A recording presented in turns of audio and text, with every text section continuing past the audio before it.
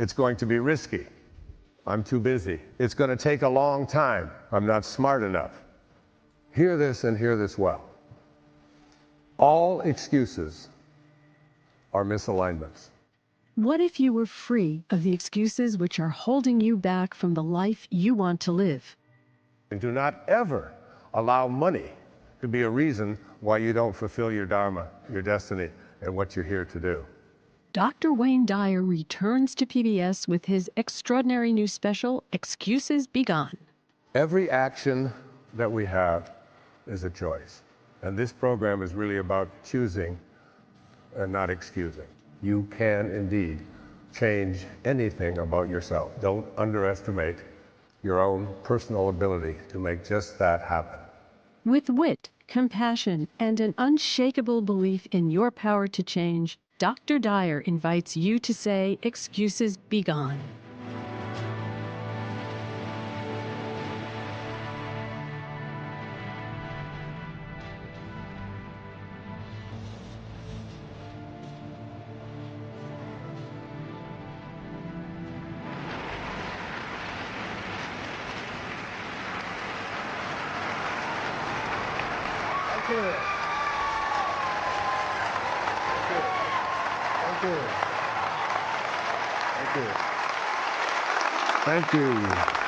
Thank you. Oh my goodness, you're so very kind. I appreciate it very, very much. This is the 10th anniversary of my doing public television specials and having them air all across the country on a variety of subjects. I'm honored to be here with you. We've raised a lot of money for public television, which to me is one of the great causes across the country. It helps people to live from a place of integrity and higher consciousness and spirit. And I'm honored to be a part of PBS. This program is about something called excuses. Excuses, excuses, excuses. Habits, habits, habits. So many people live their lives from these habits and don't have to. There are a couple of quotes that I want you to look at that I put right up here for you. The first is a very important concept. Never underestimate your power to change yourself. Never overestimate your power to change others. And the reason I put this quote out right here at the beginning of this program about excuses being gone is that no matter who you are, no matter what age you are, no matter how long you've lived, the promise I have of this program is that if you follow the steps that I am going to outline here for you, that if you've been overweight for your entire lifetime, if you've been addicted to anything for your entire lifetime, if you've lived a life of poverty for your lifetime, if relationships haven't worked for you, whatever it is, however long it's been with you, that there is a way to change those habits and to change the thinking that supports those habits. I've come to know that. I've written an entire book about it. I believe in it. I've been practicing it not only in my own life, but with other people in workshops all around the world. And I know that there is something that you can do about them. You can indeed change anything about yourself. Don't underestimate your own personal ability to make just that happen. The second quote says something that is responding to what it is that you have to do to make that happen. Lao Tzu spoke about this in the Tao Te Ching. When you correct your mind, everything else will fall into place. So whatever these habits are, whatever it is that you have lived with for a very, very long time, it's about don't underestimate your own ability to change it, and if you work at correcting your mind, in a very short amount of time, you can go from someone who had these habits to someone who's living at a very different level.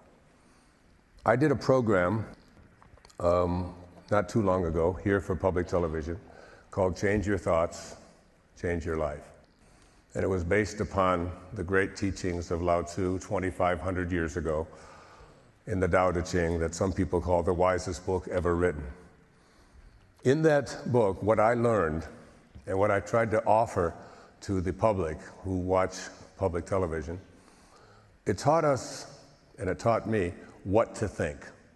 What ways to go about thinking that we didn't before. So many of us who grew up here in the Western world believe that you have to always strive, that you have to work hard, that the harder that you work and the more you set goals and the tougher that you are, the more you get done. In Change Your Thoughts, Change Your Life, I learned to think flexible, to think soft, to become humble, to be non-interfering, to remember that a journey of 1,000 miles begins with a single step. Take that step. Live in the present moment. So this show, this program that I'm speaking about here, is different from that. Because I really think I know what to think. And I practiced it for an entire year as I wrote the book, Change Your Thoughts, Change Your Life, and put that program out.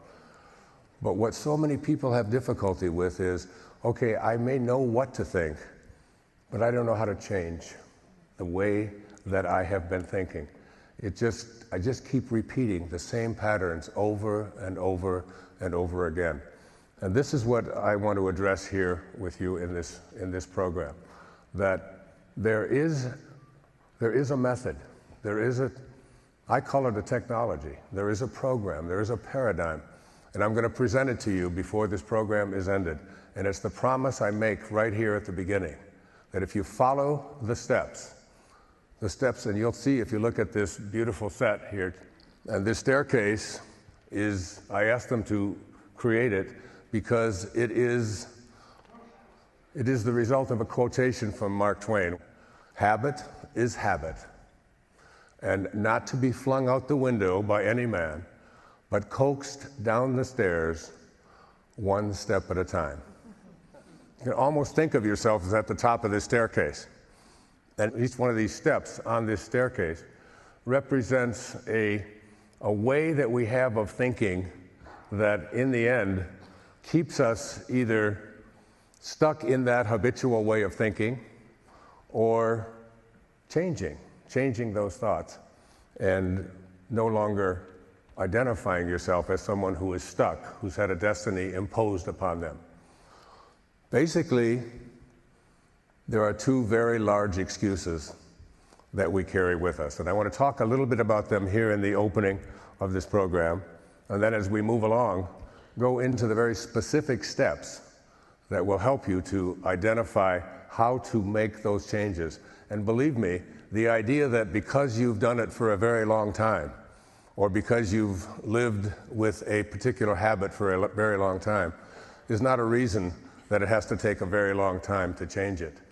If you're committed to that change and believe in it and follow the steps one step at a time, you can emerge from this staircase. I told them I'd like to walk up this thing, but it's hanging from a thread up there, and I think that could be a mess, all right? So, the two big excuses that as I sat down to write this book and put this program together, one of them I learned about in a book written by a man who's become a very close friend of mine. His name is Bruce Lipton. And he wrote a wonderful book that I encourage you to look at and examine and read and study. It's called The Biology of Belief. The biology of belief really has a whole different approach. I was watching a television show one evening, and there was a man being interviewed on one of the talk shows, and I heard him just spew out, well, you can't change your DNA, that's for sure. I mean, you can't change your heredity. Whatever you were given genetically is something that you're stuck with. Well, Bruce talks about a new science called epigenetics. And I was sitting there and I was taking notes and I was writing about the opening parts of the book, the Excuses Be Gone book. And I stood up and I looked and I said, you're absolutely wrong. You have within you, this might be shocking to you, but you have within you the power, the capacity, the ability, and it doesn't take that much work to literally change around the DNA that is the basic genetic makeup of your life. By changing around the way you perceive something, I've said it many times, when you change the way you look at things, the things you look at change. And that goes not just for things outside of you, but it goes for things inside of you as well. There is a lot of evidence now that supports the idea that we have within our brains the capacity to change the way we look at anything about ourselves and have a whole new way of experiencing what takes place in our own bodies. He speaks over and over again about the power of the mind to deal with diseases. Bruce was a professor at the University of Wisconsin and at Stanford and taught medical students for over 20 years. And one of the reasons he left that academic world is with the research that was being done, he began to realize that how we perceive something within ourselves, in the environment within us, how we perceive it can literally take the things that are going on inside of us and alter them and change them. Can you imagine that? So it's like a whole new way of thinking. One of the very fascinating studies that is in the biology of belief it's the placebo effect. You all know what a placebo is. I mean, someone tells you that you've got arthritis and they say, here's an arthritis pill. If you take this pill for the arthritis that you have, it's going to make your arthritis go away. And your mind begins to process that information, and before you know it, large numbers of people who take a little sugar pill, but because they believe in their hearts, they believe that this is going to do it, that arthritis begins to diminish in the body. And he did a fascinating study about people who were having things like knee surgery. And he had the various control groups, and one of the groups in there was going in for knee surgery, but they didn't do any surgery. In fact, they didn't do anything. They just opened it up, they put little holes in the knee, they went in there, and they looked around, they didn't even scrape, they did nothing. Another group, they did the traditional way of treating the knee. Another way, they did another more experimental group. And then they found out when they looked at the three groups that the people who were told that they had knee surgery improved just as significantly as the people who would have the actual treatment for it. That the belief system, and one of the guys, after 2 years, was running around and doing high jumping and dancing and so on. And he didn't find out for 2 years later. We didn't do anything with you. You were in the group. We were just testing this. Blew his mind. So,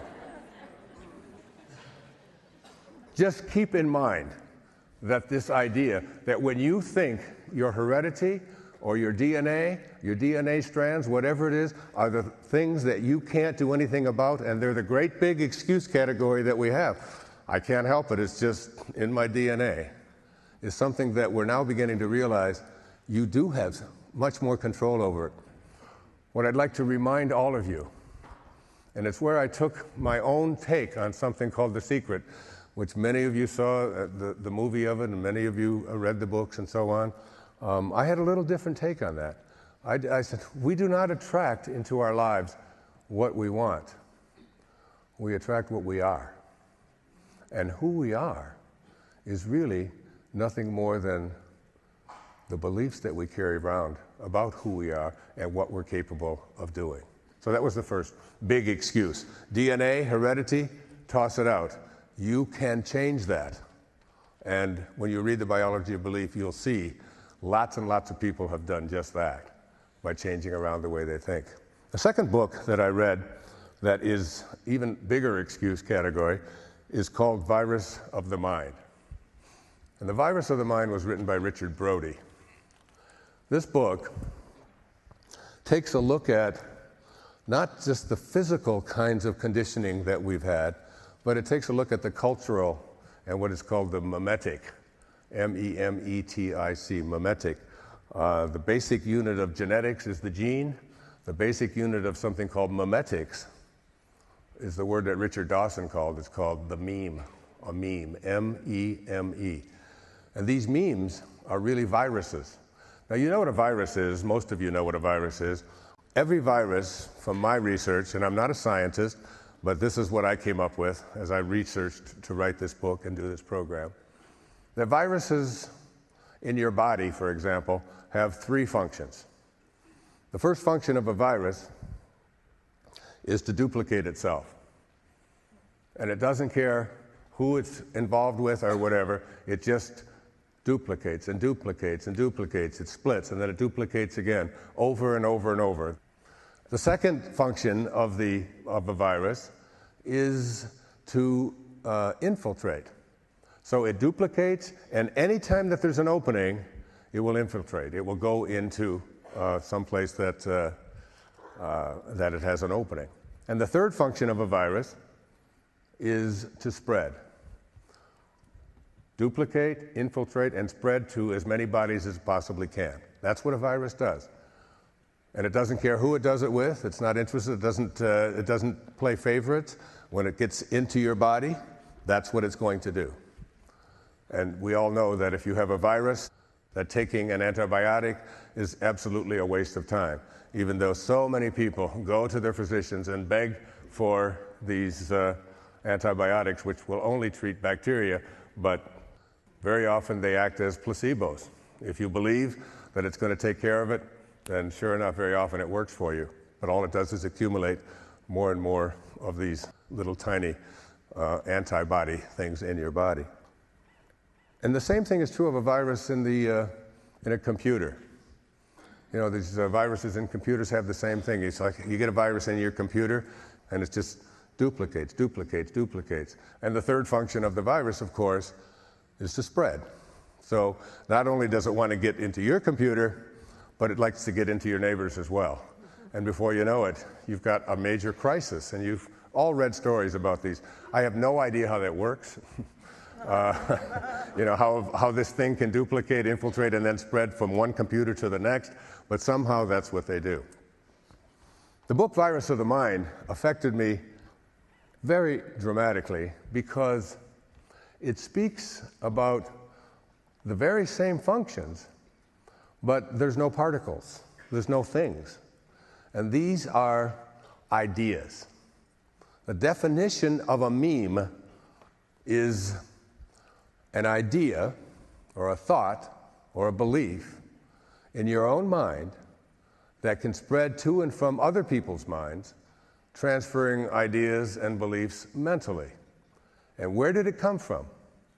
Where do you get these memes, these ideas, these beliefs that we carry around inside of us that are handed to us? Now remember, we're talking about an idea that's in your mind that goes into somebody else's mind, like this is an idea from your mother, or from your father, or from your grandparents, or from their grandparents, or for people who lived in the 4th century, or whatever, that these ideas get placed into our mind. They have absolutely, there's no particle, you can't find them, there's no substance to them, and they are constantly duplicating. You hear them over and over and over again. These mind viruses are placed into our heads. They duplicate, they infiltrate, and they spread. And they go from one, and they become cultural norms. They become things that we absolutely believe are truths.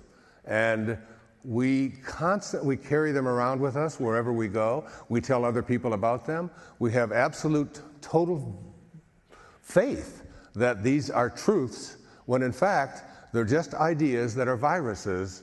And Richard Brody's book, Virus of the Mind, is a very powerful look at how we can do something about these viruses. I have many examples of these. I have examples of these in my own life. My mother, who is almost 93 now, and was on a PBS special with me in San Francisco a few years ago, my own mom grew up in the Depression. She was a young woman in the early 1930s and right up through the end of the Depression. And she was able to put a lot of these memes, these mind viruses, into my head. into my brother's head. And she got them from her mom, and she got them from, and we call this, some of us call this a depression mentality. And we carry around these viruses, these memes, and we live with them.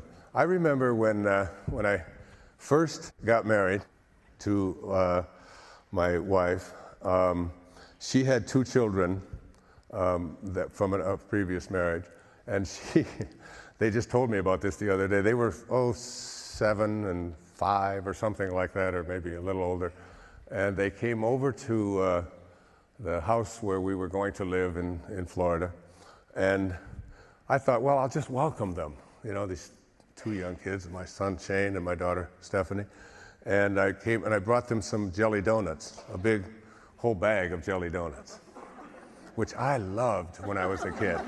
I mean, I used to literally be able to eat an entire dozen of them. To me, there was nothing better in this world, and especially when you got the big, juicy ones with the big globs of jelly in there. I don't even touch that stuff now, but I did. So I bought them these bags, and they had never seen a jelly donut before. They had never eaten anything like that. And Stephanie took one bite and went, oh. And Shane was, what is this? And they took 6 jelly donuts, and they put it into the garbage. They just tossed them into the like, well, who would eat this? And I saw them do that, and I almost fainted. My depression mentality, the meme, that you are poor. And I went over to the garbage, and I reached in, and I started eating the jelly donuts. Just knocking off a few of the things that were in that. And I ate like all 6 of them, I think.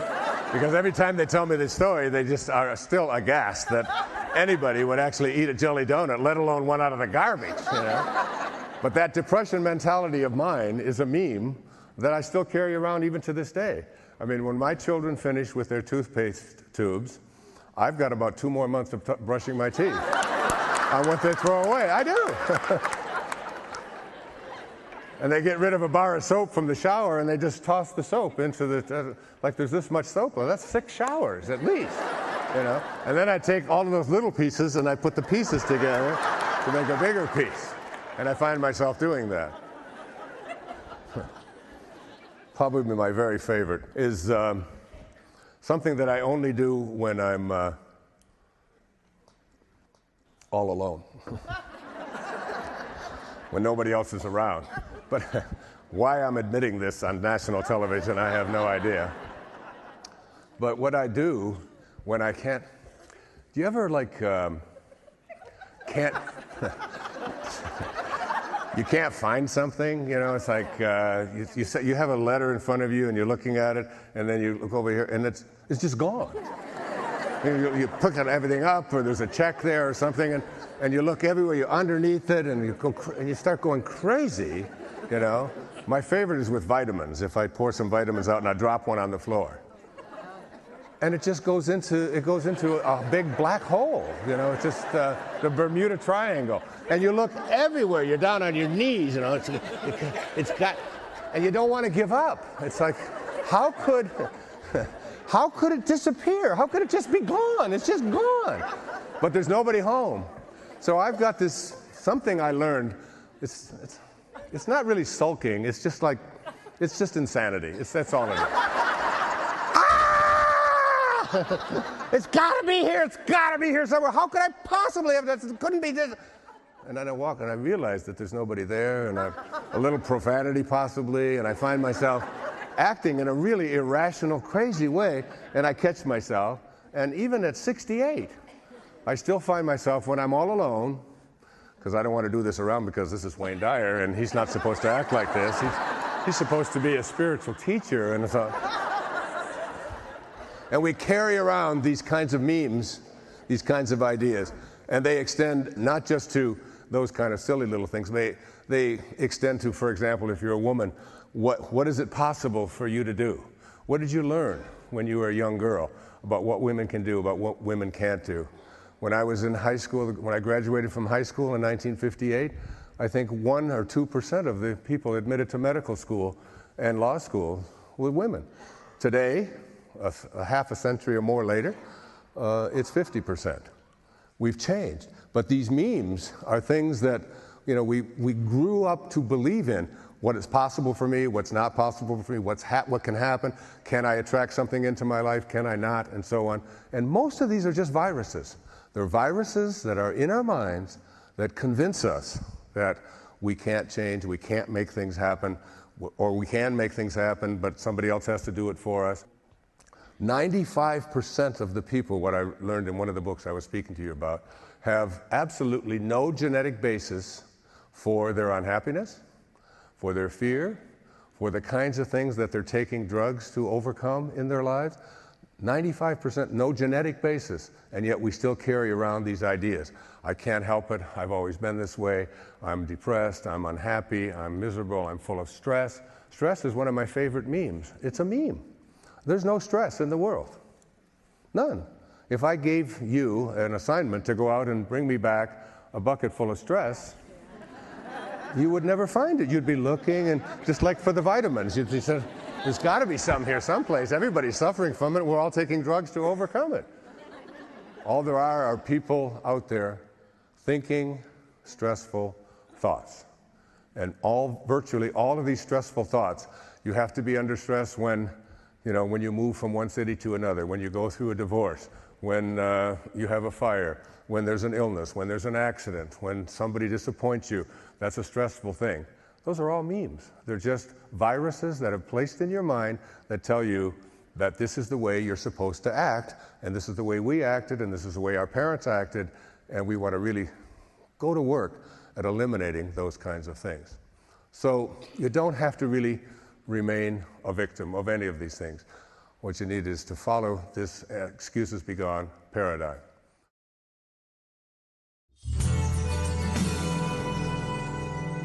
There's a wonderful quote from the Dhammapada, which some people call the original teachings of Buddha and the Buddhist doctrine. All that we are is the result of what we have thought. It is founded on our thoughts. It is made up of our thoughts. If one speaks or acts with a pure thought, happiness follows one like a shadow that never leaves. Change those thoughts, especially those thoughts that have been with you since you were a little boy or a little girl, that you've come to believe that it's difficult for me to overcome these things that I've had. We have a major obesity crisis in our culture. Something like 30% of our population are chronically obese.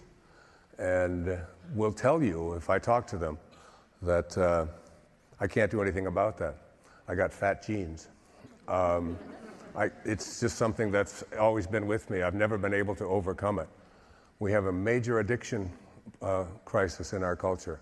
People addicted not just to illegal things, but to legal things that cause enormous amounts of problems. And the belief that we can't overcome those things. People living in fear about the economy, about not being able to deal with something like losing a job or having a house foreclosed or whatever. The belief that has to be a depressing, awful, fearful kind of experience. These are all memes. These are all ideas. In a recession, there's great opportunity.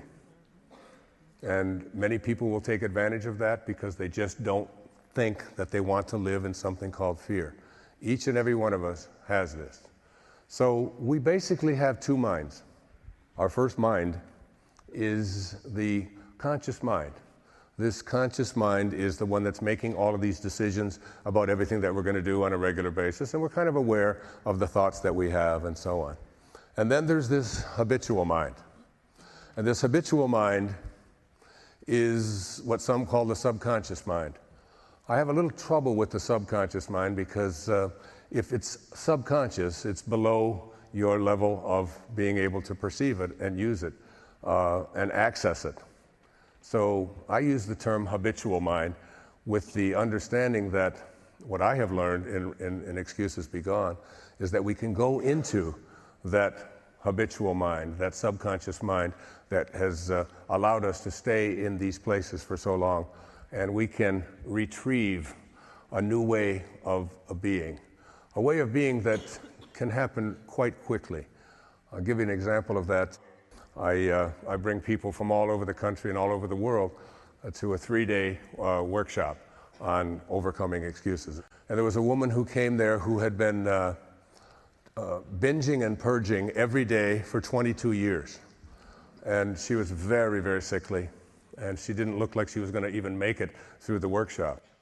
She is now a year and a half completely free of it, and she did it all and changed it in about 45 minutes of really examining the way that she was thinking, going through the steps in the excuses be gone paradigm, and she looks radiant these days.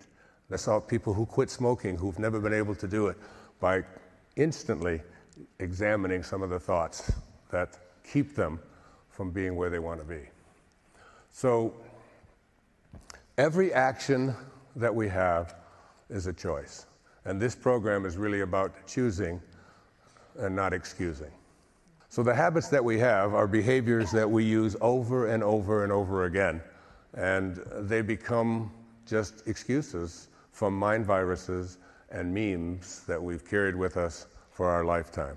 Now, I went to my website and I put out a request for everybody who visits that website. If they would send to me the most common excuses that they use in their life for why their life isn't working the way they would like it to work. And I didn't put any limits other than that. Just tell me, what are they? And what I did is I took out the top 18 excuses. They are the entire 3rd chapter of the book, and I'm going to share them with you because every single one of these are something that I know you've used, or if you haven't, you're living with someone who does. So here are the top 18. First one, if I want to change, it's going to be difficult. Change is difficult. It's a meme. Whether it's true or not, we're going to examine a little bit later. It's going to be risky. In other words, if I were to do this and try this, whatever it might be, make these changes, it's going to involve risk. It's a meme. It's a mind virus. It's going to take a long time. You know, it's taken me 40 years to become this way, and I've been living this way, so it's going to take me another 40 years. Well, you don't have 40 years, you know. But nevertheless, it's going to take a long time. If I were to do and live the kind of life that I would like to live, there's going to be family drama. There's going to be people out there, aunts and uncles and in-laws and people. They're going to, you know, if I wanted to move to Montana or if I wanted to take up a new career, there's going to be huge family drama. Total meme. Whether it's true, mostly unlikely, unless you decide that that's what you want your life to be. I don't deserve it. A meme. How could there be anything out there in this world that you don't deserve? You are a piece of God. How could the source, how could God create something, anyone that isn't deserving of all of the abundance and all of the prosperity and all of the love that comes from the source? It's not my nature. Your nature is a meme. The idea that this, you know, that you're shy because you can't do anything about that. It's not my nature. I can't afford it. This is one of my all-time favorites, and I'll deal with it a little bit later in the program. The idea that you can't afford to do something is one of the largest mind viruses that have been placed upon you, and it's something that I would urge you to never say again, that you can't afford to do something. Do not ever allow money to be a reason why you don't fulfill your dharma, your destiny, and what you're here to do. And I can tell you, coming from the background that I came from, living in foster homes, living on the east side of Detroit and working my way through everything that I've had, that I've never, ever, ever thought that I couldn't afford to do anything, including go to the university and pay my own way and whatever. Are you listening, my children out there? Especially the part about me paying my own way. You're hearing? Yeah, right. Are you taking notes? You guys are taking notes? Okay. No one will help me. How many times you've heard people say, I'd like to do that, but there's no help out there. I just can't, nobody's out there. There's 6 billion people on the planet. They're all waiting to help somebody. Almost all of them want to help you with what it is that you want to do, unless you carry around this mind virus that says, I'm all alone and I can't do anything about it. It's just a meme. It's never happened before. So because something has never happened before is exactly the perfect reason why it'll probably happen the next time, unless you have that mind virus.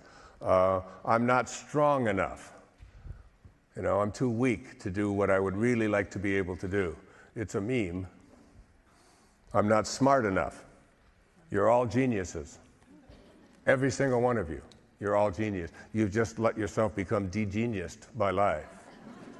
I have a son-in-law, his name is Joe. He didn't go to college, but he came over and put a wood floor in our house that is so beautiful. He spent several weeks on it, getting down on his hands and knees, measuring everything, and he walks on it. If I had to do that wooden floor myself, it would never have gotten done, because he can do that, and there's other things that I can do. He wouldn't want to be up here giving this talk.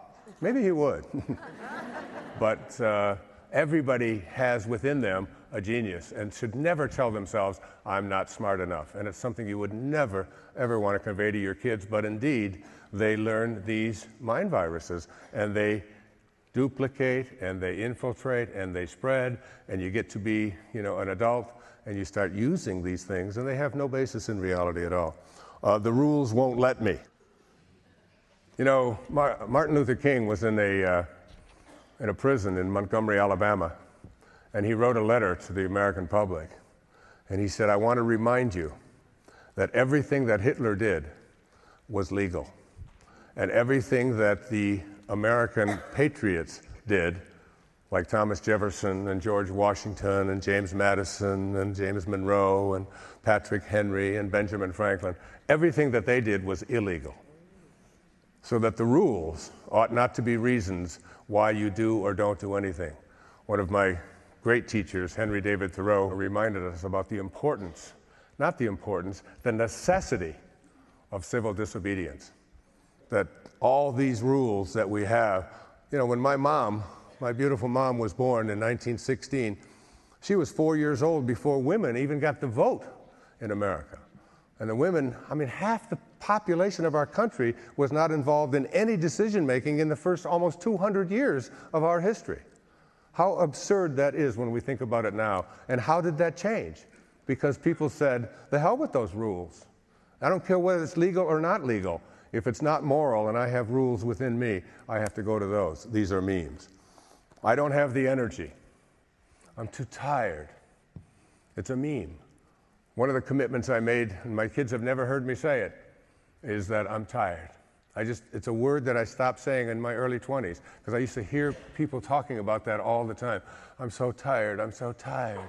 And the minute that you tell yourself that you're tired, your body begins to react to the thought that you are programming it to be. So if nothing else, just stop saying it. And, I'll get onto that later. My own personal family history is the reason why. I'm the middle child. What do you expect from me? And no wonder I'm confused. I don't know where I'm up. I'm the youngest child. I'm the youngest child. No wonder people are always telling me what to do, and I just wait for somebody to tell me. I'm the oldest child. No wonder I have a superiority complex. I've been telling people what to do since I was born. So on. Or my parents were divorced when I was 4 years old, and that's why I can't get ahead in my life. It's a meme, and we hear this. So much of therapeutic talk is just convincing people about what they can't do, about what their excuses are, telling them because this happened to you when you were a child. Everything that happened to you as a child had to happen. The evidence for that? It did. And if it did, then you either deal with it and move on with it and learn from it, or you use it as an excuse.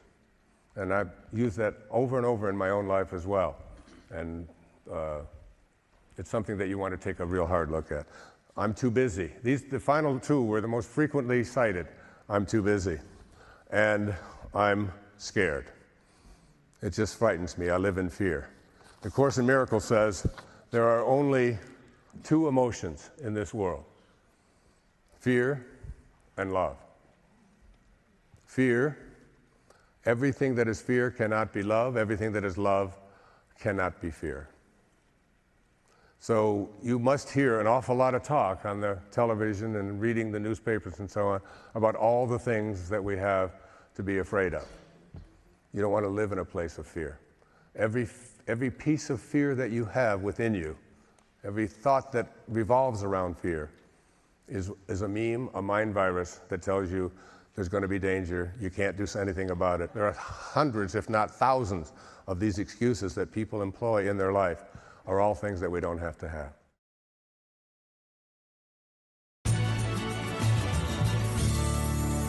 What I'd like to do now is speak to you about some of the important principles that are involved in moving into the paradigm. The excuses be gone paradigm is the promise that I made at the beginning of the show, that there is a step-by-step way that you can look within, ask certain questions of yourself, examine them, and move away from using excuses forever. Okay, the first of these principles is called awareness.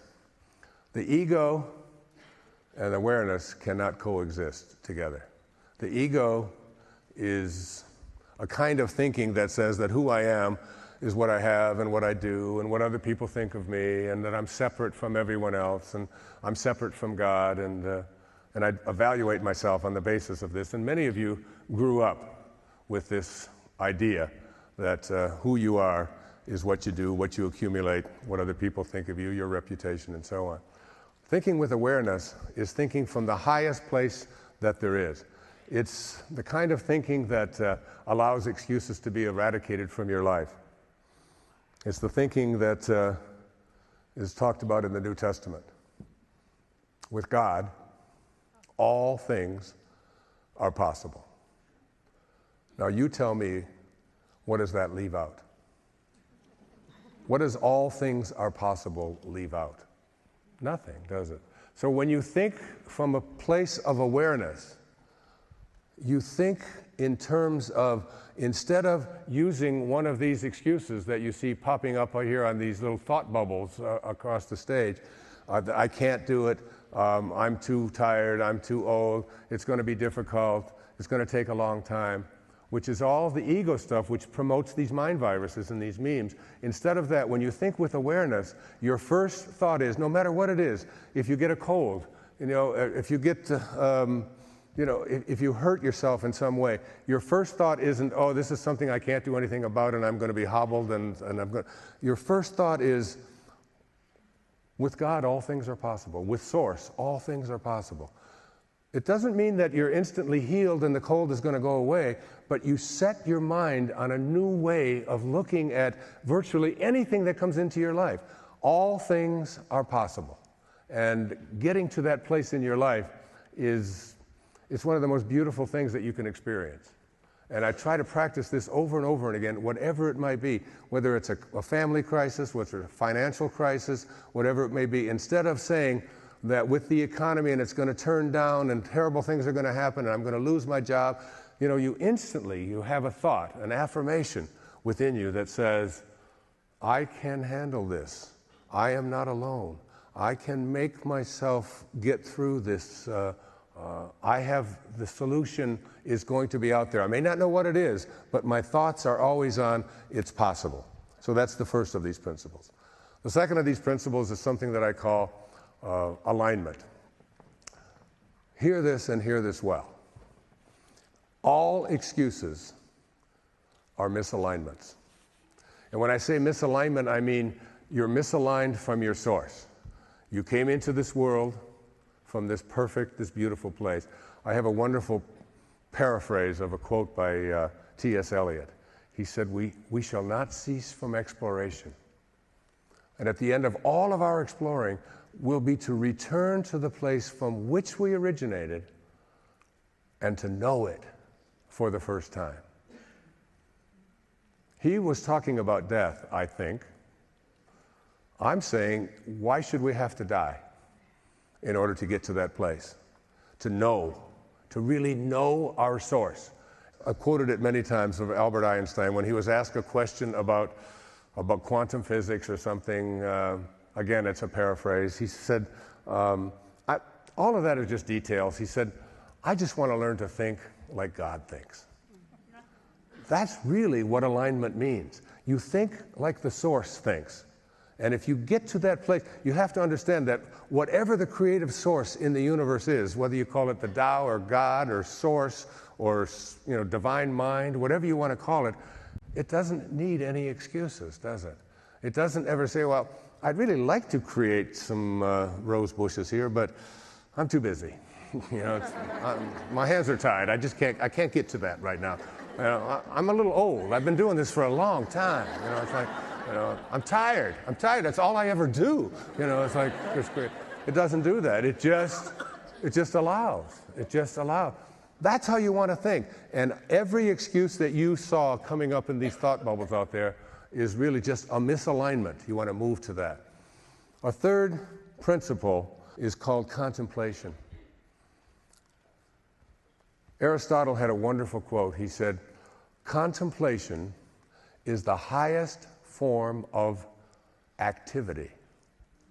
That what you think about isn't just a thought that pops into your mind, but that when you think from a contemplative point of view about what it is that you would like to create, you aren't just having a passive thought. What you're doing is putting into practice an action. It's a verb, contemplation. It's a verb. It's a way of acting. And I brought with me here tonight a few points written by a great man who lived in the early part of the last century. His name was Thomas Troward.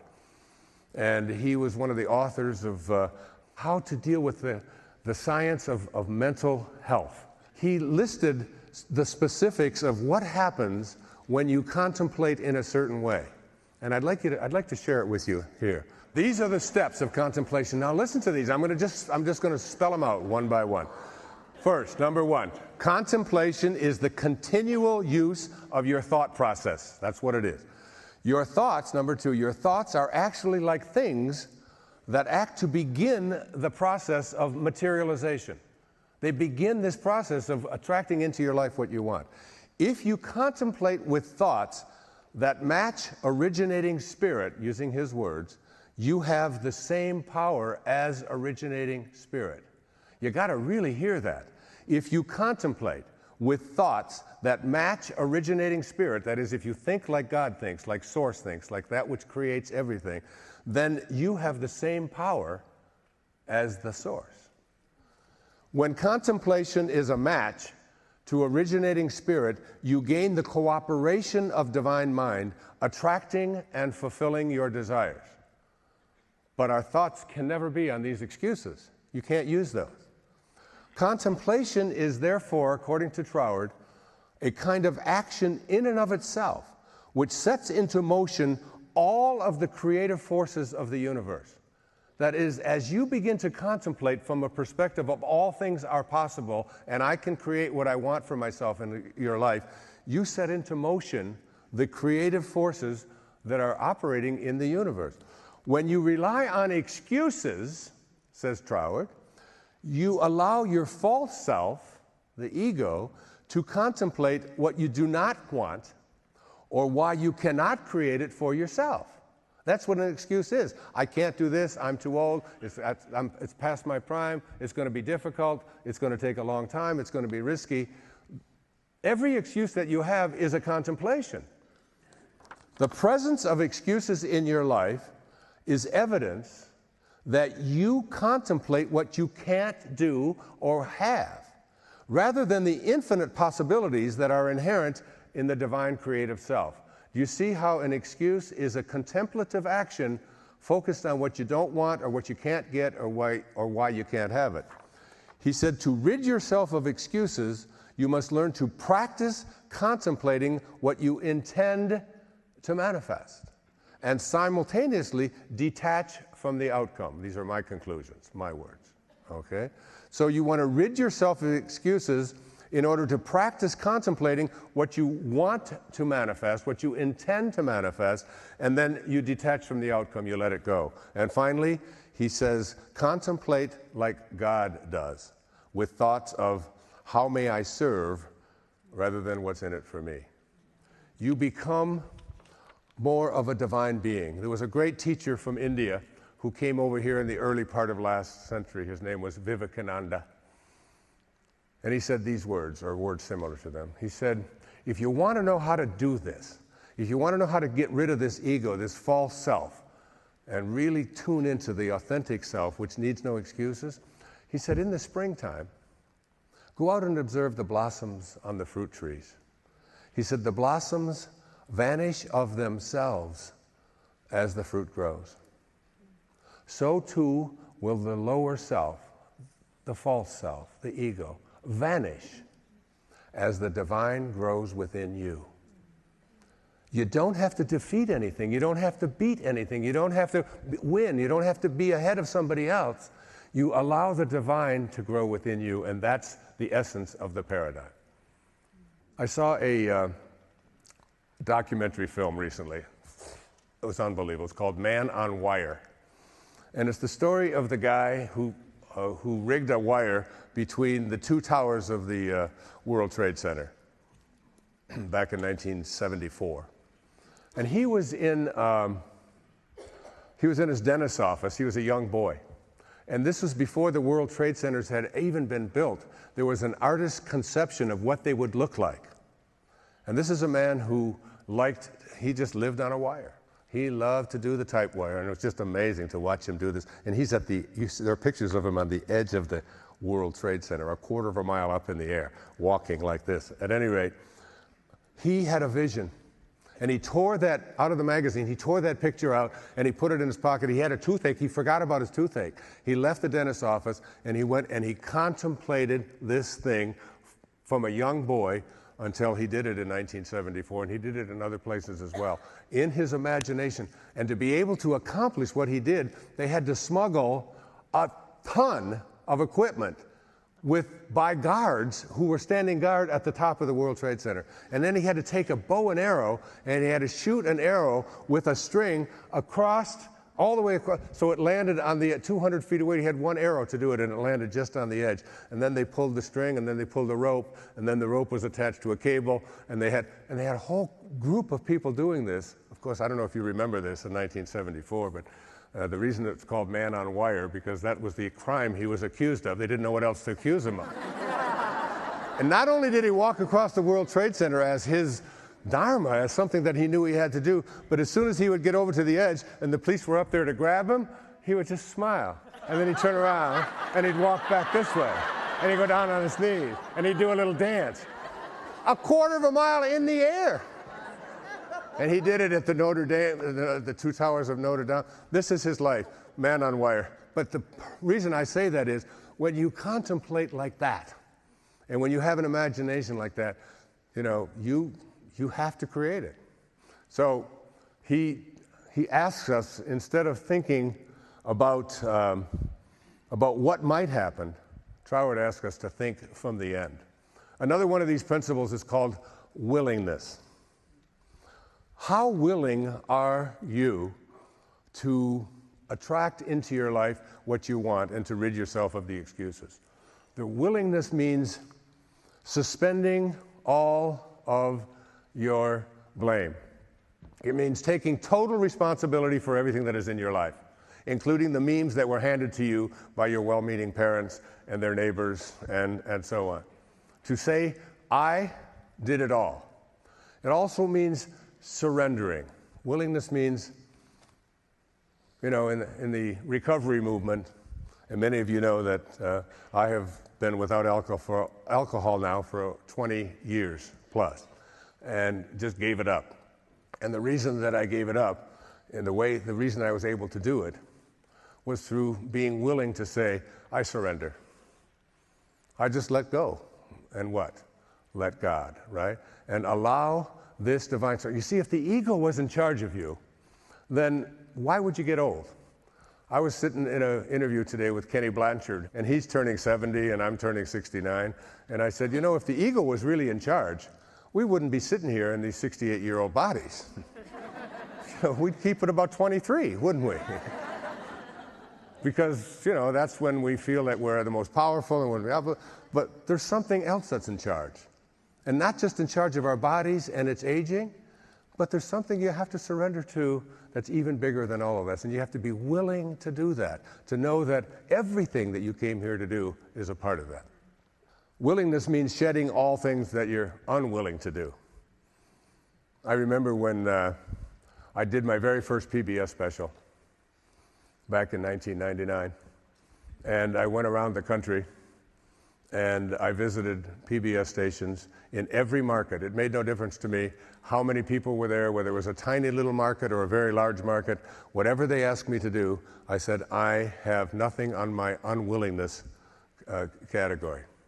And I made over 170 station visits, very often paying my own expenses and living on a very, very tight budget. But I knew that I wanted to take the messages that I'm speaking about here and that I spoke about in my earlier programs, and there was nothing I was unwilling to do. I did it when Erroneous Zones was published back in 1976. Bought up the first 2 printings, went across the country, paid for my own expenses, 14-hour days doing interviews, whatever it might be, whatever it takes. Just have that willingness. Virginia Woolf, no one's afraid of her, right? She had a wonderful line. She said, arrange whatever pieces come your way. Whatever it is that comes your way, no matter how tough it may be, whatever, arrange whatever pieces come your way and make it work for you.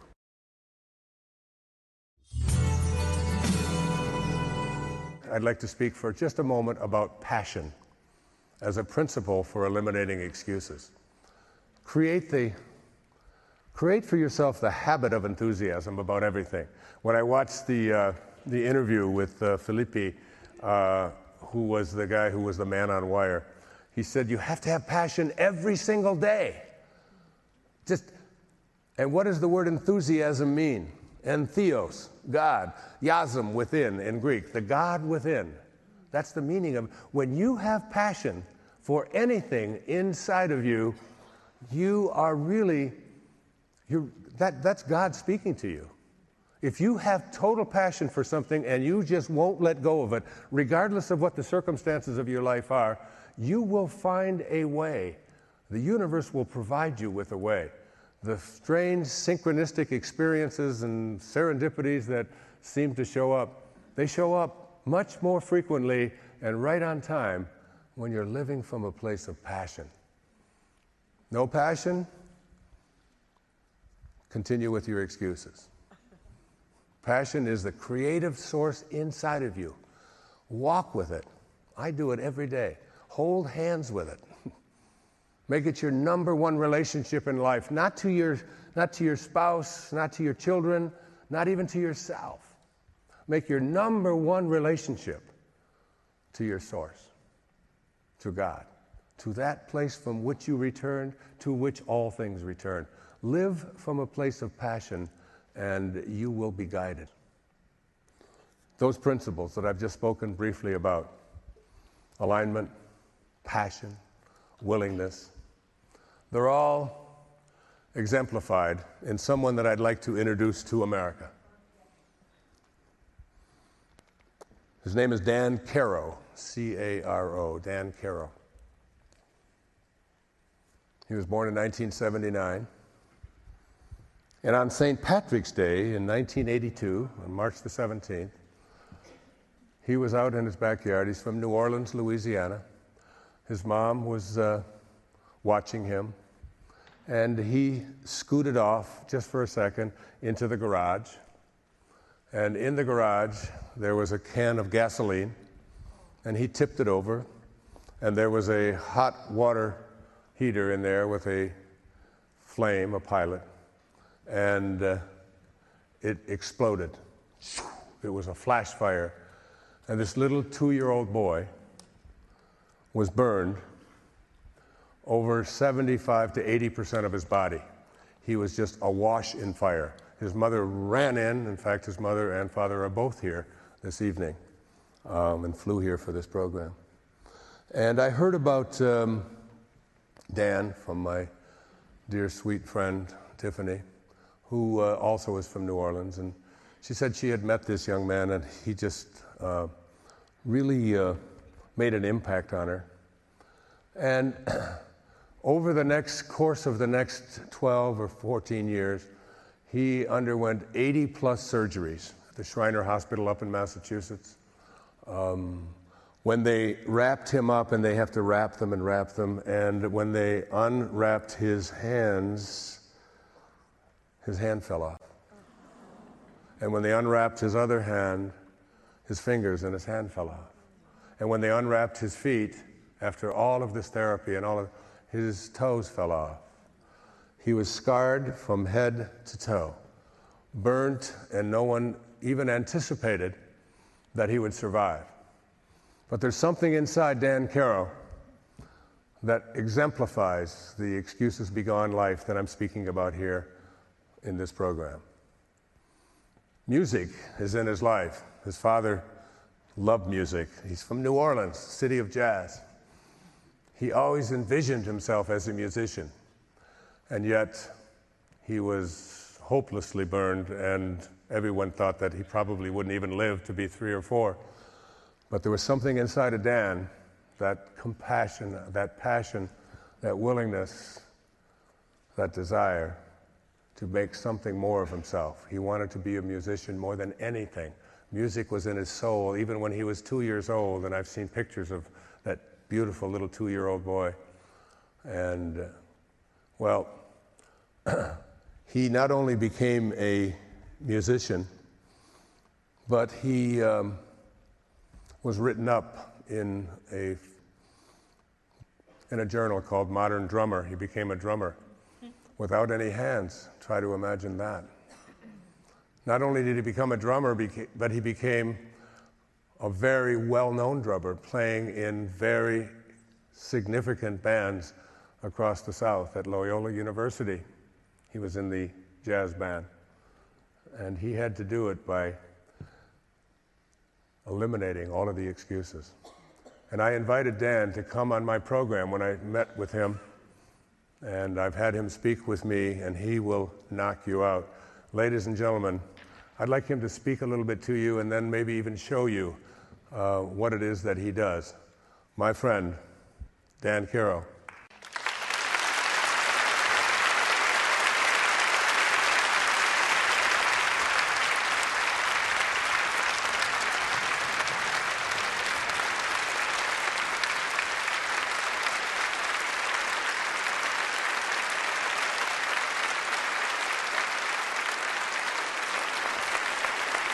Thank you so much. Thank you. What do you say after Wayne Dyer talks, right? And he pretty much covers everything. But I want to share something with you. When Wayne called me and asked me if I wanted to participate in this program, Excuses Be Gone, it got me thinking about something that I've heard throughout my entire life. And that is, Dan, if anybody's got the right to complain or to make excuses, it's you. What does that mean? What gives me the right to complain about a gift? I guess some people see their lives as a curse. I certainly don't. I literally see this as a gift from God, a blessing. I have so many opportunities to inspire people through my story. If I looked at this in a negative light, it would be an insult to God. But not only that, to my family, to my friends, to everyone. I have so many opportunities to inspire people. I mean, it's truly a blessing. And I hear people complaining all the time, and it kind of gets to me a little bit. And they make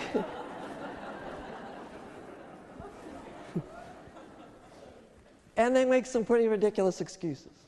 A big one today is the economy, of course. But I've also heard some silly excuses like this. I'm not smart enough. I'm too short. I've even heard one about being bald. That never stopped Wayne or me from doing what we want to do, right? I guess because I was burned so young, I've noticed early on that people look at me a little differently. But I never wanted to be seen as different. I wanted people to see me as equal. So I thought I had to do everything that everyone else did, better than everyone else did, just to fit in. So when I was in kindergarten, I was about 5 years old, the task of the day was learning to tie your shoes. See, I had just had a surgery that gave me the use of a thumb at that age.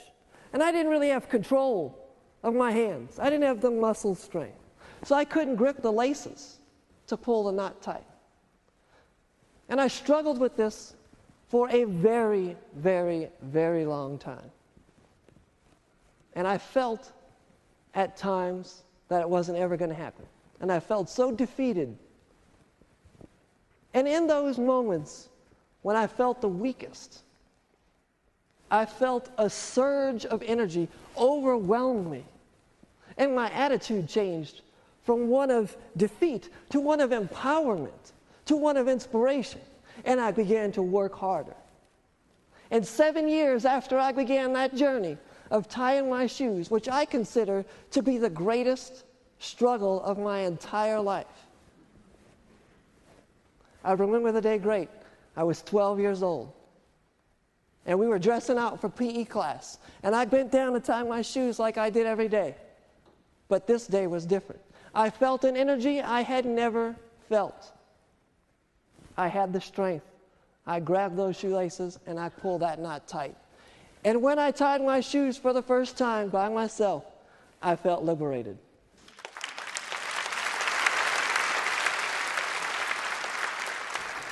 It was as though I was in the presence of God. And I felt like God was asking me, what do you want to do now? Well, I'd like to play some drums.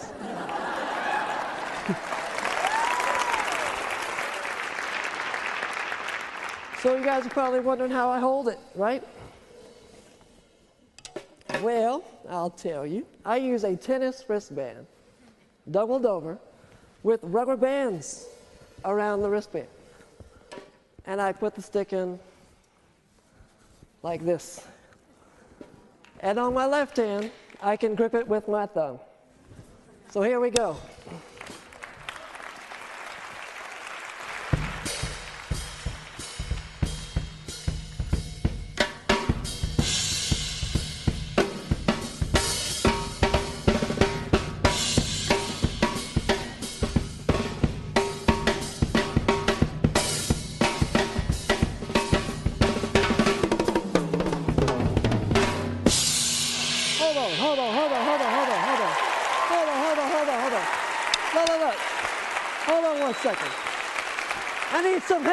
I need some help from you guys.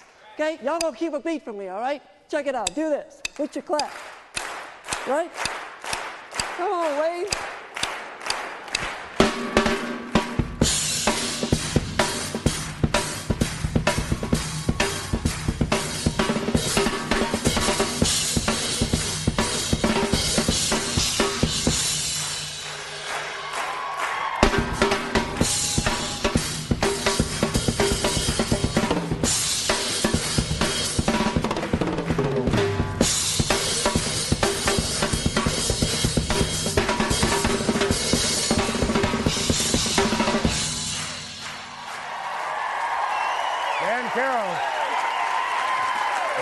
Caro.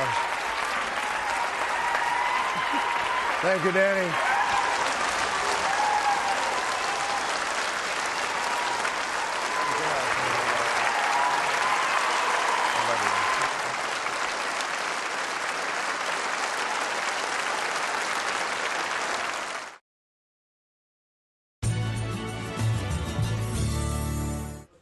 The paradigm for change, for literally ridding yourself of excuses that have existed with you for your life.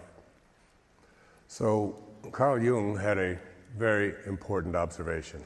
He was a great teacher of mine.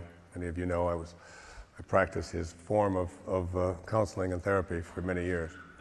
He said, our most important problems cannot be solved. They must be outgrown. We have to grow up. And by growing up, he really meant growing back to the highest place within yourself, that place that I spoke about earlier where you allow the divine to grow within you, and you see yourself not as a victim, but as a piece of God, as a piece of the source, that from which you originated. In this paradigm, there are a series of questions. I'm going to go through them as quickly as I can. The first question to ask yourself about any excuse that you use is it true? I think one of the display quote that I use for this book says this: don't believe everything you think. So the question, is it true? Let's take the first, one of the first excuses. It's going to be difficult.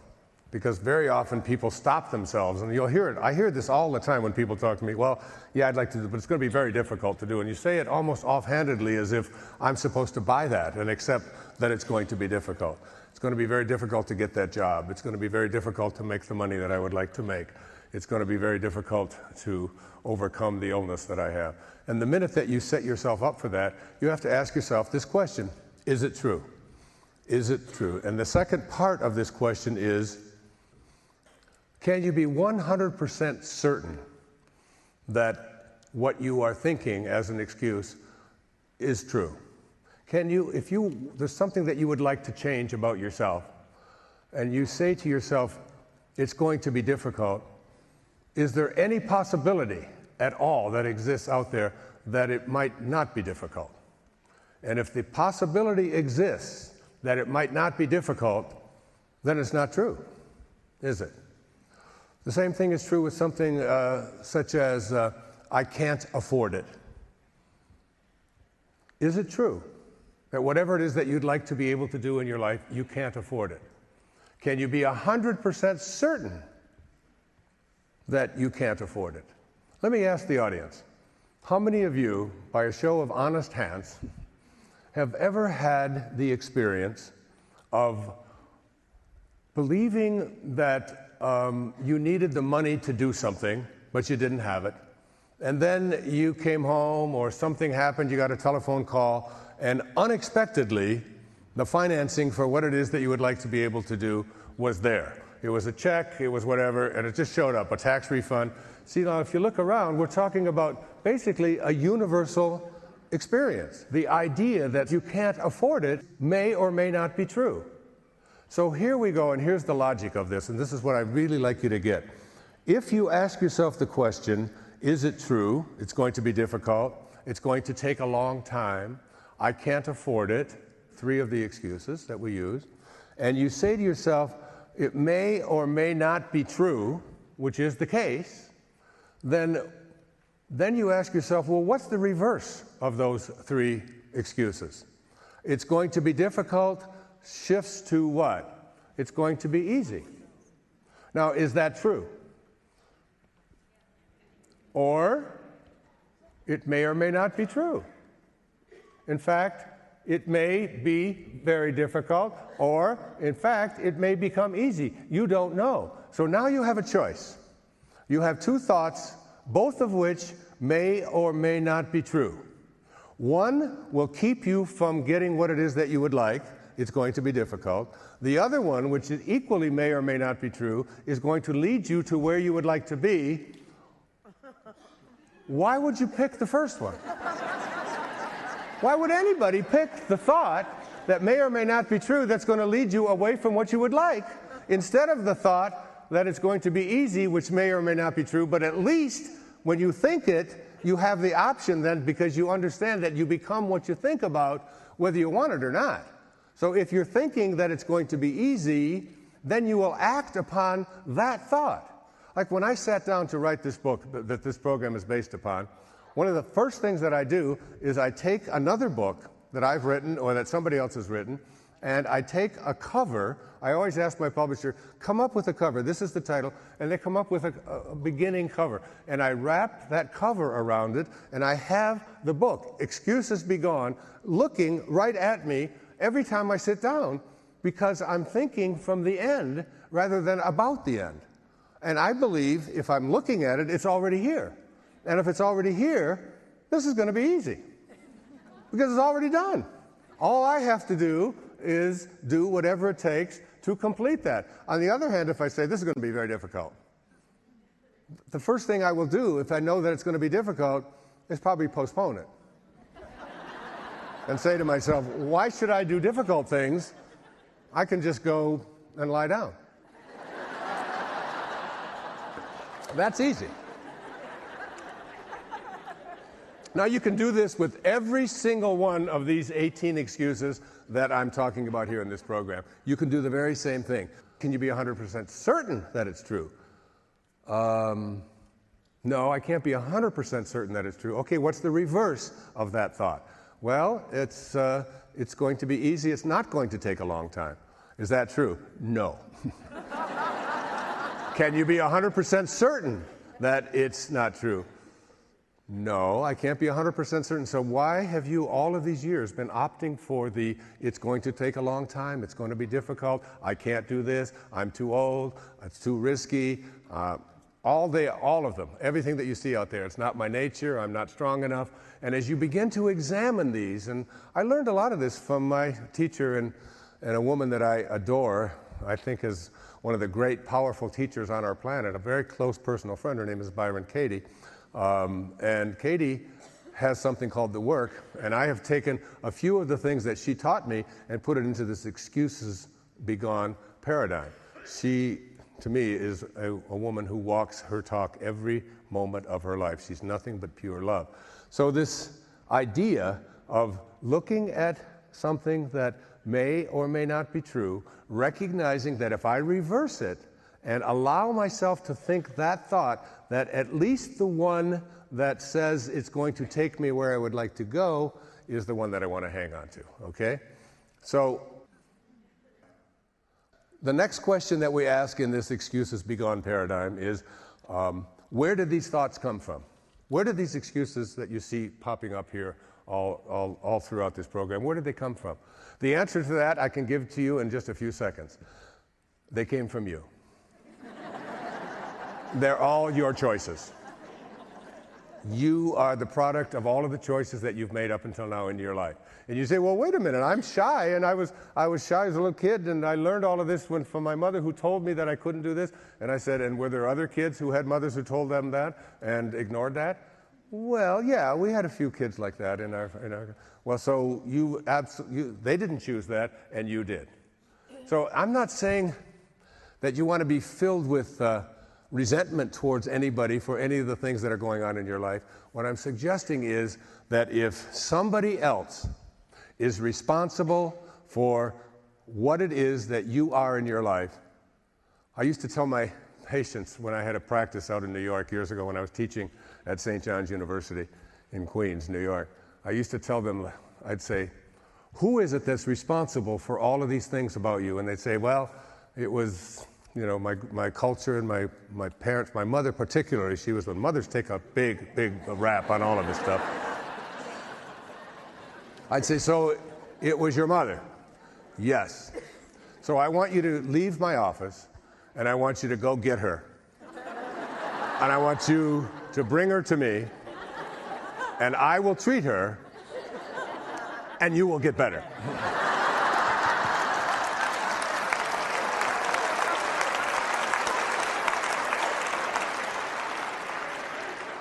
Total responsibility for everything, even your illnesses, even your infirmities, whatever it is. If you're waiting for whoever caused it to change, then you're waiting for Godot, the famous play, and Godot never shows up. All right, the third question to ask yourself is, what are the payoffs?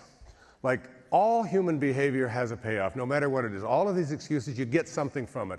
I'm just going to go through very quickly, because I want to get to the next one. I like the next one a lot. All right? We continue with these excuses because they help us to avoid the real work of going within and becoming who we know we were destined to become. We have a calling inside of us that says, I want to do this, but there's something I'm avoiding, and if I use an excuse, then I have a ready cop-out. I'm safer. I can use these excuses to manipulate other people. I can use these excuses to be right in all of my engagements and all of my conversations and everything. I just need to be right. I can use it to blame other people. I can use it to protect myself from anything that might be dangerous out there. I can use it to escape becoming a stronger, more vivacious, more intelligent, more dominant human being as a human being. So all of these are, and I've written books about this earlier in my career. It's not my purpose here to give you all of that, but know that all of your behaviors have built into them a payoff. The next question is one of the most important questions that I think you can ask. And this is a paradigm that if you get this, I think you'll be able to make the changes. What would my life look like if I couldn't use these excuses? If I just somehow, a magic wand was passed over my head and it said, you can no longer think that it's going to be difficult. You can no longer think that it's going to be risky. You can no longer think in blame terms. You can no longer think you're too old, or that you're too young, or that you're too weak, or you're not strong enough, or whatever it might be. If you just couldn't think that, and I will ask people that question over and over again, and they start thinking about it, they start going into the excuse, I say, wait a minute, you can't think that in this little exercise that we're doing here. What would your life look like if you couldn't use the excuse? And you know what almost everybody says? I would be free. I would feel free for the first time in my life. If I couldn't blame somebody else, if I couldn't use one of these cop-outs, one of these misalignments that I've been using in my life, I would finally feel free. And then as you begin to realize that, I think one of the most important things that you can learn about this paradigm is to ask yourself, like, how would I feel? How would I feel? And what I want to say to you, what I want to say to everybody out there watching this is so important. You have within you a great gift. It's the most powerful gift you've ever been given. It's the gift of your imagination. And in your imagination, in your thoughts, nothing else, go to the place within you where you begin to perceive and see what it is that you would like to be, whether it's the right weight you would like to be, or addiction-free, or to have the job that you want, or to be in the kind of relationship that you would like to have. Just in your imagination and no place else, just go there and create for yourself, and you can't come up with an excuse for it because you're just doing this in your mind. So that's the first thing you do. And then, when you get this firmly entrenched in your mind, you then go to the feeling that accompanies that thought. You're not thinking about what you would like to have, you're thinking from the end. You're thinking there. In your imagination only, you are there. And now, how does that feel? What do you feel? I was at the mall just recently with Sky and Serena, two of my daughters, and this young man walked up to me, young man, 39 years old. And he had a major speech impediment. He was a stutterer. He could barely get words out. But he recognized me, he saw me, and it took all of his courage to come up to me. His name was Vincent. And finally he couldn't get the words out and so on. And I said, well, what would you like? He started immediately talking about his speech impediment. And I said, how would you, in your imagination, what I'd like you to do right here, right now, is I'd like you to see yourself as free of that speech impediment. Just free of it. It's gone. It's completely gone. He said, okay, I can do that. I can do that. And I said, now, how does it feel? He said, it feels great. See, the thought is what you create in your imagination, but the feeling is where you experience it, in the body. I feel great. I said, what I want you to do is every single time you think about that speech impediment, I want you to go to that feeling. I feel great. Every time you think about losing the weight, I want you to go to the place in your imagination in which you are what it is that you want to weigh, looking the way you want to look. Every time you have a thought about you don't have enough money, I want you to go to the place in your imagination where you are free of that fear of not having enough prosperity or abundance. Just go to that place and then ask yourself, how does it feel? It feels joyful. It feels content. Now, the most important thing I want to say about all of this is the last 5 minutes of the day, when you are about to go off to sleep at night, almost everybody makes this huge mistake. They review all of the things that they don't like. They review all of the things that are missing. They think about all of the people who have really upset them during the day. They think about how wrong their spouse is or about how bad their children are. Now, I talked earlier about this habitual mind that we call the subconscious mind. The subconscious mind cannot make a distinction between what is literally happening to you in your life and what you are imagining in your imagination. It can't make a distinction. So now you go off to sleep at night with all of those negative thoughts swirling around, and you go into your subconscious mind. And now you got 8 hours to marinate. 8 hours to marinate on all the things that are wrong. Now your subconscious mind thinks that this is what you want, because that's what you're experiencing and that's what you feel.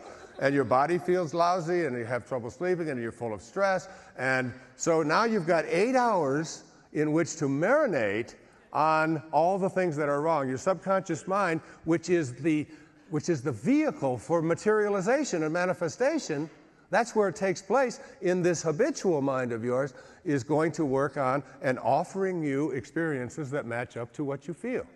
Supposing you were able to reverse that, and in the last 5 minutes of your day, you were to say, I feel great, I feel joyful, I experienced what I want, I met the person that I wanted to meet, I was able to get the job that I wanted to get, and you start saying to yourself, this is how I feel. Now you've got 8 hours, and your subconscious mind believes that that's who you are and what you want, and for the next 8 hours, it begins to align you in the mysterious way that none of us can understand, that allows for the manifestation and the materialization to take place. It comes from the feelings. Feelings are the manifestors within your life and within your body. And you go to those feelings and stay with that. Does that make sense to you? Because to me, I do it every single night. I refuse to spend the last 5 minutes before I enter into that world in which my subconscious mind is going to believe that I want to go over all the things that are wrong and all the things I don't like and all the stuff that is bothering me. Instead, I go off to sleep into that beautiful world of peace and joy and fulfillment, because that's what I feel, and I created it in my mind. I learned a lot of this from a great teacher who passed away in 1972. His name was Neville, and he traveled around the world, the United States particularly, as like a 20th century Emerson, as an itinerant teacher of this principle, what he called the law of assumption. If you assume that what it is that you would like to have is already here, and you go to the feeling that matches that, and you stay with the feeling, particularly as you go off to sleep, and you do this on a regular basis, you will manifest what it is you want. He said it doesn't fail, it can't fail, and it doesn't ever fail for me. The next question is, can I create a rational reason to change? Like within my mind, can I come up with something that makes sense to me? To me, it has to have two qualities. It has to be doable, and it has to make sense. It has to be doable, and it has to make sense. I have a son. I have two sons, but I have a son who's 21 years old. His name is Sands. Now, Sands has got a problem. Sands' problem is that he can't wake up. He sleeps till 2 o'clock in the afternoon. He goes to college and takes courses at night because he just can't get up. But when I say to him, Sands, it's just a habit, it's just a thought. Don't tell yourself that. He said, Dad, you don't understand. It's just, I'm just so tired, I just can't do it, I can't do it. So for his 21st birthday, his mother and I gave him a trip to Indonesia. Now, in this trip to Indonesia, he was going to go surfing. Now, Sands is all about surfing. He loves surfing. He lives and breathes surfing. He's on his computer checking the waves all over the world. This has been his life. When he was 4 years old, we gave him a surfboard. He paddled out, he stood up on it, and rode all the way in, the very first time he was ever on a board. It's just in his blood, all right? So we sent him down to, as a gift, down to Indonesia, and where they have some of the finest surfing in the world, okay? And down in Indonesia, they have a computer there, and they find out where the waves are, and there's eight guys from different parts of the world, and off they go to the various places where they surf, and they surf all day. He has to get up at 5 o'clock. He has no problem getting up at 5 o'clock. For 2 solid weeks, every morning it's up. Oh my God, this is great. We're going to find the waves. We're going to. This is. He's all over it. He gets back late at night. You know, it's 10 o'clock. They're reviewing it. They've got films because they take pictures of each other. And he gets to bed at midnight. He's up at 5, and he does this for 2 solid weeks because he has a rational reason to change. It has to be doable. It has to make sense. The last question I'd like to talk about here is, how do I continuously reinforce this new way of being? So that you've asked yourself, is it true? You decide that it came from you. You understand the payoffs. You look at your life from a new perspective, which is, what would my life look like without it, and how would I feel? And you begin to access divine guidance in doing it. And now you start doing ways of reinforcing this new you. You get back to nature. You have a conversation with your subconscious mind. I do it all the time. I hold hands with it. I do. I take it on the beach, and I walk, and I start talking to it. Why are you giving me that same old crap again and again? And you begin to talk to these habits, and you get back to nature. You do things that make you more peaceful. You do things like yoga, and you have the most important thing. One of the great teachers in my life is here in the audience tonight. Her name is Louise Hay. She's sitting right there, and I love her so much. She never said she was too old. She started become a writer at the age of 61. And today, at the age of 82, is the CEO of one of the largest publishing house in the world on spiritual and higher consciousness material at the age of 82. So, and she, in her book, You Can Heal Your Life,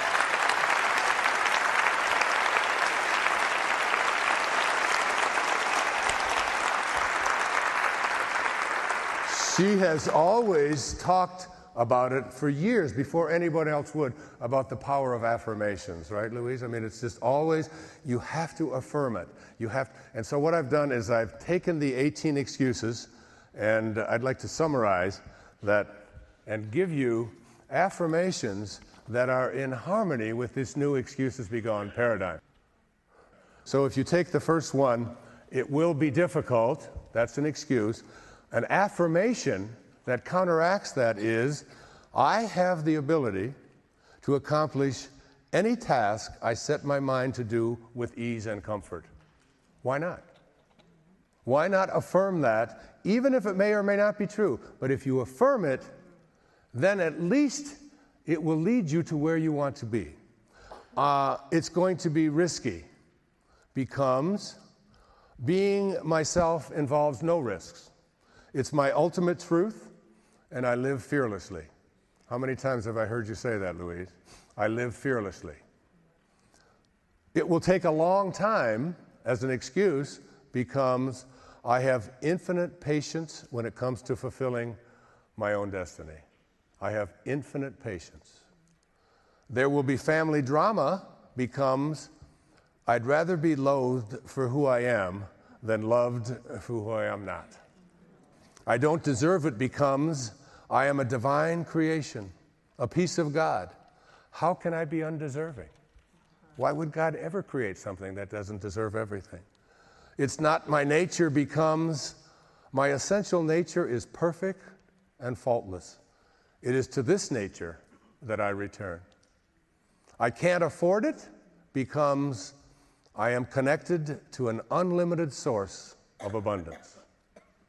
No one will help me, becomes The right circumstances and the right people are already here and will show up on time. And you affirm that over and over. It's never happened before becomes I am open and willing to attract all I desire being here and now. I'm not strong enough becomes I have access to unlimited assistance. My strength comes from my connection to my source. I'm not smart enough becomes I am a creation of the divine mind. All is perfect, and I am a genius in my own right. I'm too old or I'm not old enough becomes I am an infinite being. The age of my body has no bearing on what I do or who I am. The rules won't let me becomes I live my life according to divine rules. It's too big becomes I think only about what I can do now. By thinking small, I accomplish great things. I don't have the energy becomes I feel passionately about my life, and this passion fills me with excitement and energy. It's my personal family history becomes I live in the present moment by being grateful for all of my life experiences as a child, all of them. I'm too busy becomes as I unclutter my life, I free myself to answer the callings of my soul.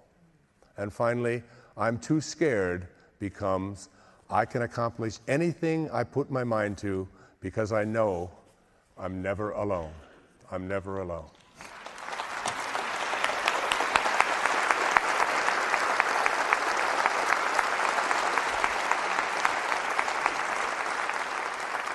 You write these down. You place them in strategic places around your house. You put them on the refrigerator. You put them on the dashboard of your car. You affirm them. Much research now is being done on the power of being able to just say the affirmation. Then I recommend you go to the feeling that accompanies that and go off to sleep with it and watch. Do it for a few weeks, night after night after night, and you will set into motion all the synchronistic events and people and circumstances that you need to fulfill your destiny. I'd like to end this program on Excuses Be Gone with a story. It's a story I heard many, many years ago, and I've never forgotten. It's a story of an older woman who lived by the side of a river up in the mountains, the Himalayas.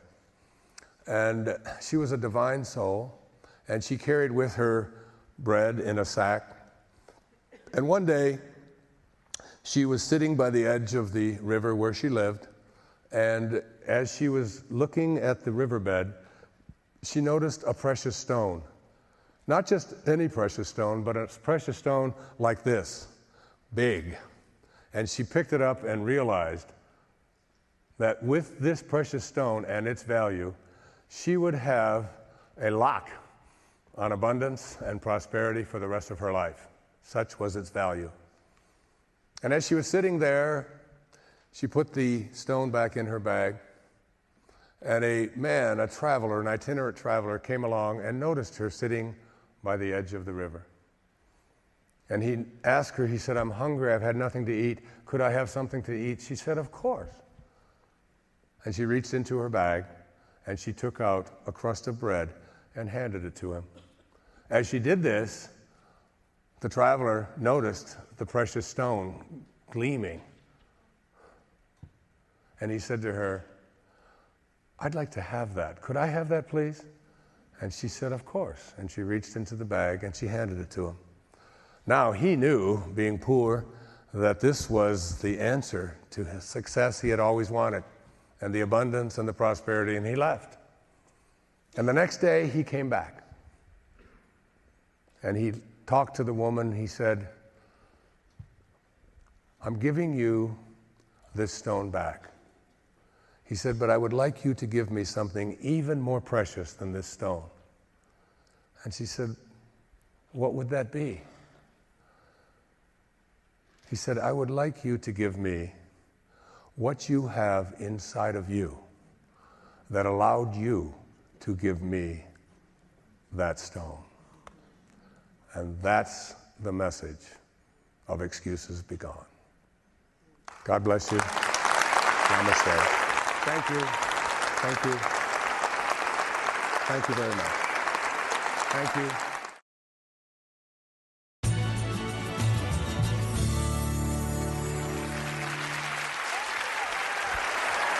Thank you. Thank you.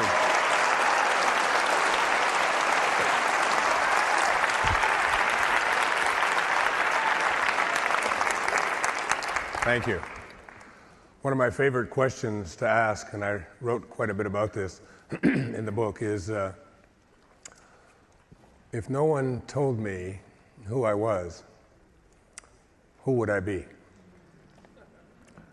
Try to imagine that for yourself. If no one had ever told you what you could become and who you were and what your age is and what your sex is and what your abilities are, if you'd never heard that from anyone, who would you be? And generally speaking, when I do that exercise, I realize that who I am is a piece of God, part of the oneness, capable of anything and all things. One of the questions that I didn't do in the program because of time limitations is the question, how can I access divine cooperation in eliminating this excuse? How can I get myself to the place where I have those moments that Jung called synchronistic, where the right people show up, where the right events seem to come together, where circumstances all seem to come together? And I wrote a lot about this in the book. And what I'd suggest to you is what I learned from my teacher, from Lao Tzu, is that he suggested you do not get what you want, you get what you are. And what you are becomes the vehicle for attracting anything, being able to accomplish anything in your life. What you are, what you believe, as I spoke about in the program. And he said, and I really took this to heart, that there are what he called 4 cardinal virtues. And if you can live your life on a daily basis from this perspective, that everything that you seek will follow from it. And it's never about what's in it for me. It's never about what can I have. He said, if these are the hands of God, and we're all pieces of God, if these are the hands of God, what do these hands do? What does God's hands do? They give. They don't ask for anything back. They just give. And he said these 4 cardinal virtues all revolve around this awareness, this understanding, that it's always about giving and not chasing. I love the story I used to tell in my lectures when I was teaching in Europe back in the 70s of a little kitten. And the kitten was doing what kittens do out in the alley. It was chasing its tail. You've all seen a little kitten do that, chasing and chasing and chasing and running around in a circle. And an old alley cat came up to it and tapped it on its shoulder with its paw and said, what are you doing? And the kitten stopped and he said, well, I've just returned from cat philosophy school. And in cat philosophy school, we learn 2 things. Number 1, that the most important thing for a kitten is happiness. And 2, that happiness is located in my tail. So I figured that if I just started chasing it, and I got a hold of it. If I ever could get a grip on it then I would have a lock on eternal happiness. The old alley cat looked at him and said, I never had the same opportunities as you. I never went to school. In fact, I've lived out here in the alleys my whole life. He said, but it's amazing. He said, I learned the same thing out here that you learned in school. He said, indeed, I learned that the most important thing for a cat is happiness. And indeed, I learned also that it's located in my tail. He said, the only difference between you and I is that what I've discovered after all these years is that when I pursue my own objectives and live the life that I know I came here to live, it follows after me wherever I go. And that's a part of this divine message of accessing divine guidance in overcoming these excuses. The first of these 4 cardinal virtues is called reverence for all of life. Lao Tzu encouraged his devotees to have reverence not just for your family and the people close to you, but all of life. To have reverence for every human being, to see in every person not a judgment about what they are or what they aren't, what they should be or what they shouldn't be, but to see the unfolding of the Tao or the unfolding of God in that person and revere that. Not only do you revere that in all of the people that you meet in your life, but you revere it in every bit of life that you see. In all of the animals, you have reverence for all of them. In all of the plants, the planet, you have reverence for all that is alive, and you treat it with great respect. So that's the first of what he called the cardinal virtues. And if you practice this, magical things begin to happen in your life. The second of these cardinal virtues is what he called natural sincerity, which manifests as honesty. Not the kind of honesty that says, I don't steal, but the kind of honesty that manifests as, I am authentic. I walk my talk. What I say, I am. I don't lie. Not only do I not lie, but I present myself as a divine piece of the Tao, of God, of the source, of divine mind. I present myself this way. And I'm not, it's like you can't call yourself a kind person if you're not kind to the lady who cleans your toilet in the hotel room. If you're not kind to the person who drives you from one place to the other. If you're not kind to the person who trims the trees or empties your garbage. It isn't just being kind to the people in your family and to your children. It's about that kind of natural sincerity, and you don't waver from that. The third of these cardinal virtues he called gentleness. And gentleness manifests as kindness, but it manifests more than just kindness. It manifests as a non-interfering way of being. That so many people that I know and have worked with and treated over the years go about their life looking for occasions to be offended, looking for reasons to be upset. And if you live from that perspective, if that's where you are and what you're coming from, you'll never find any shortage of those kinds of things. So you'll find someone whose hairdo you don't like. You'll find someone who dresses in a certain way. You'll find someone who speaks in a way that you don't understand. You'll find people who have different cultural values or different religious values than you, or who do any number of things that are not the way you are. And I suggest that gentleness really means just a way of respecting all of life. I heard a lecture one time from the Dalai Lama, and the Dalai Lama offered this, and I've never forgotten.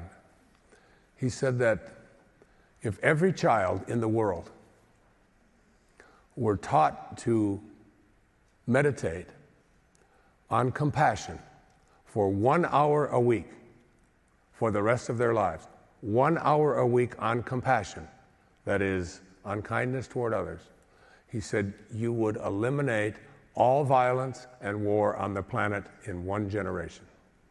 That's all we would have to do. Imagine that.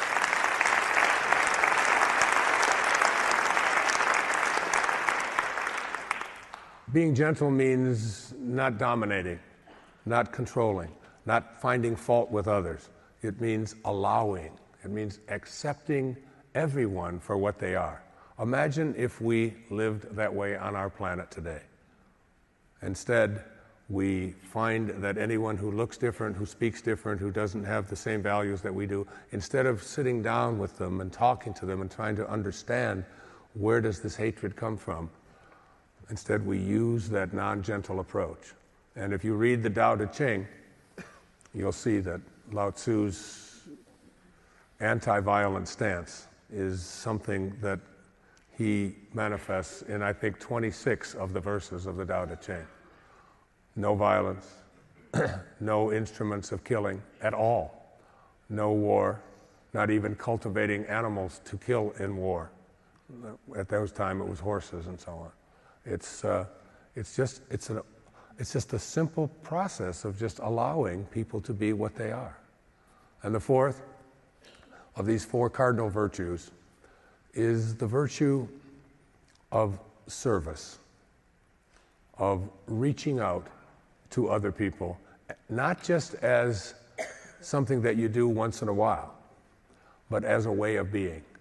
That whatever it is that you wish for the other people in your life that you don't get along with, whatever it is that you wish for yourself, want it more for someone else than you want it for yourself. That's service. So if you have a family relative, an in-law, whatever it might be, anyone, an aunt that bothers you, and you know they're coming over for a family dinner, instead of saying, oh, here she comes again, and she's going to make this, once again, Thanksgiving's going to be all screwed up because Aunt Lucy, it's like, instead, ask yourself, what do I want? I just want to be at peace around Aunt Lucy. And then want the peace that you want for yourself more for Aunt Lucy than you want it for yourself. In the prayer of St. Francis, I love the prayer of St. Francis. I wrote an entire book about it, did a program on it for public television. And Francesco, back in the 13th century, didn't have peace in his life. He died at the age of 45. He felt internally driven to teach the great lessons of austerity and kindness and love towards all people.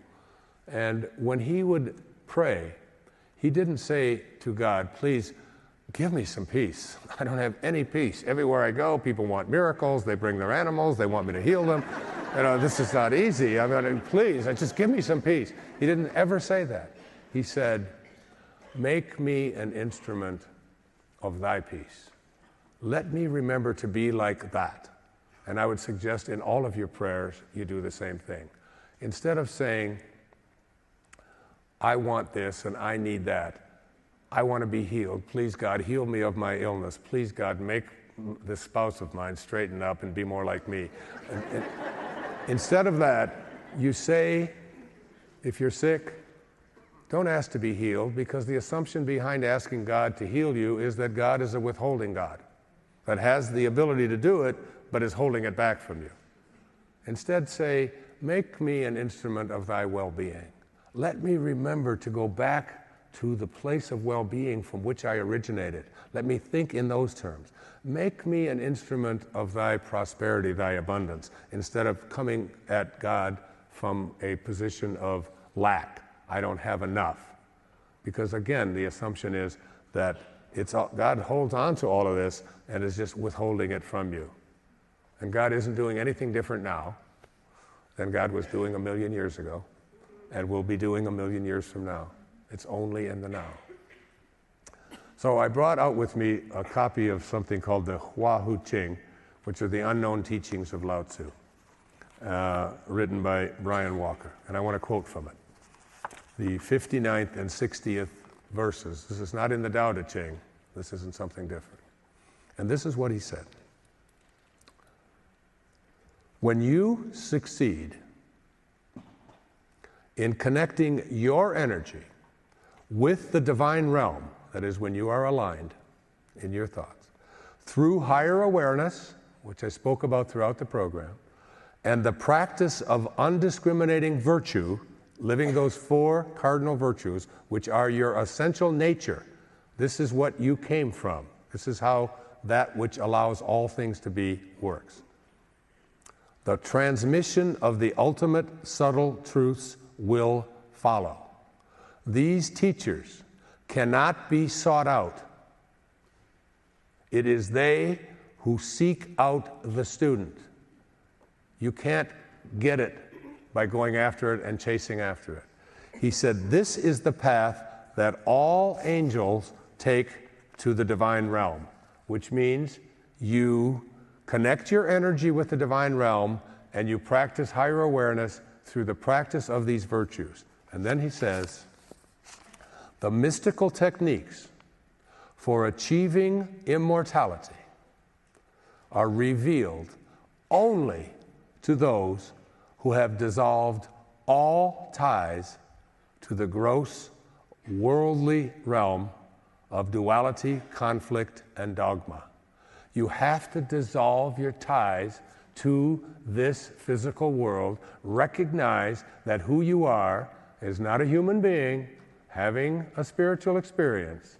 You've heard it said 1,000 times. Who you are is an infinite spiritual being having a temporary human experience. So you dissolve your ties to this physical world and you begin to identify yourself by living these virtues and by practicing higher awareness. He said, as long as your shallow, worldly ambitions exist, the door will not open. And that's where I took exception to the teachings, although I think there's brilliant in the idea that we become what we think about. Put your thoughts on what you want. The teachings of The Secret, I took it to a different place, which is you will never attract what you want. You attract what you are. Become this. The teachers will find you and the doors will open. So, what do you think? Should we like to hear a little bit more from Dan as we close out? Dan, come on out, my friend. By the way, Dan's parents are here. Where are Dan's parents, Mom and Dad, who've really supported? Stand up. I'd like everyone in the room to acknowledge these beautiful people from New Orleans.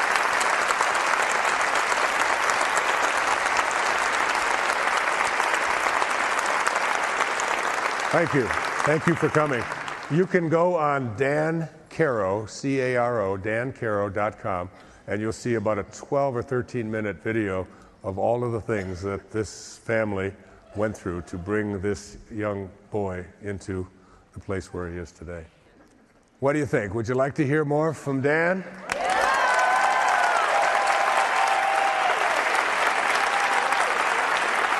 Your show.